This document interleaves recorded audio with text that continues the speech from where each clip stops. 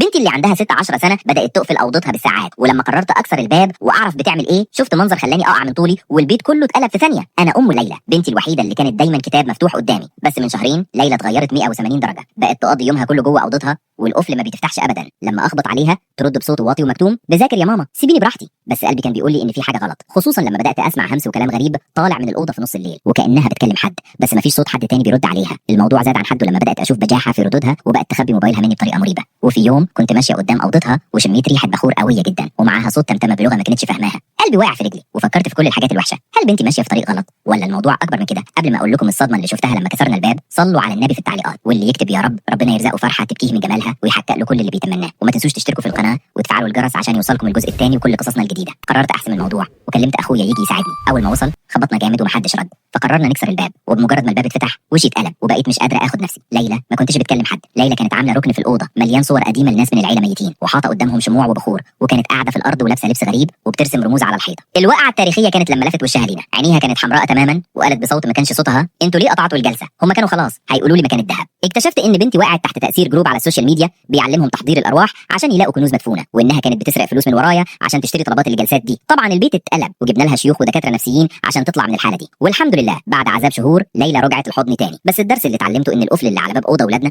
ممكن يكون وراه كارثه بتهد البيت كله واحنا مش حاسين. نصيحه لكل ام: صاحبي بنتك قبل ما حد تاني يصاحبها ويجرها لطريق ملوش رجعه.